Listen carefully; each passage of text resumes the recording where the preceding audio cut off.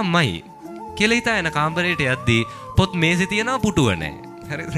ඊට පස්සේ ගිහිල්ලා ඉතින් ගෙදර එහාට මෙහාට ගිහලා පුටුවක් අරන් ආවා. පුටුවක් ගෙනල්ලා පුටුව මේසෙ ළඟින් තියලා වාඩි වෙලා මේසෙ දිහා බැලුවම් පස්සේ මේසෙ නැත්තේ පොත් විතරයි. හරිද? තියන ඉස්කෝලේ ගිහිල්ලා ඇවිල්ලා ගලවපු කලිසම් සර්ට් ටික භාගයක් ඇඳේ භාගයක් මේසෙ. හරිද? ඊට පස්සේ දවස් 3-4කට කලින් කාපු බත් පිඟන් 2-3ක්ම පොත් මේසෙ උඩ. ඊට පස්සේ තාත්තා වැඩට ගෙනියන බඩුත් සමහර විට භාගයක් විතර පොත් මේසෙ උඩ තියෙනවා. අම්මා කුස්සිය උයනේ වයින් දුත් භාගයට භාගයක් සමහරලාට මගේ කාමරේ පොත් මේසෙ උඩ. දැන් මේක දැක්කන් පස්සේ එකක් මොලේට දැන් මැසේජ් එකක් යනවා. මොලේට පණිවිඩයක් යනවා. අපි දන්නේ නැති වුණාට මොලේ දැන් තේරුම් ගන්නවා මෙතන මෙයාට මේක කරන්න පිළිවෙලක් නැහැ.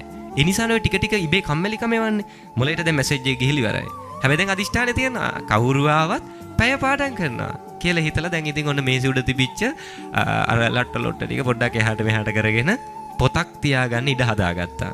හදාගෙන ඉවරලා බෑග් එක බලනකොට ඇඳ කෙලවරක තියෙනවා. ගත්ත බෑග් එක. අරගෙන ශිපර කැරියා. බෑග් එක ශිපර කරලා ගත්ත සිංහල සටහන් ලියපු පොත. අද පැය සිංහල පාඩම් කරනවාමයි කියලා ගත්ත ඉස්කෝලේ සිංහල සටහන් ලියපු පොත. අරගෙන තියාගත්ත මේසෙ උඩින්.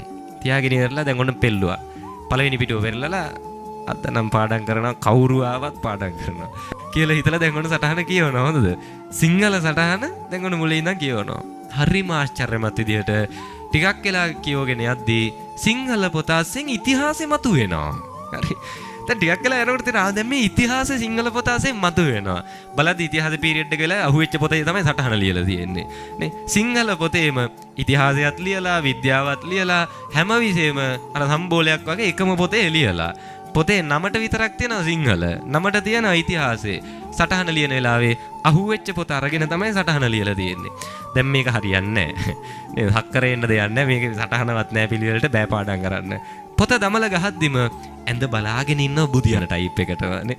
දැකලා තියෙනද අර කම්මැලියෙක් කියන්ද? නේ කිසි පිළිවෙලක් නැති කෙනෙක්ගේ ඇඳයි පිළිවෙලක් තියෙන කෙනෙක්ගේ ඇඳයි කියන්නේ ඒක ඇඳවල් දෙකක් නේ. හරිද? අර කම්මැලියෙක් ඇඳේ තියෙන්න ඕනේ සියලු ලක්ෂණ තියෙනවා.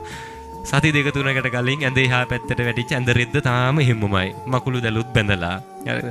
ඇඳට පනිනකොට මෙට්ටෙන් වැලි ටැටරයක් විතර බිමට වැටෙනවා නේ. ඇඳ පුරාම වැලි ගසලා නැහැ.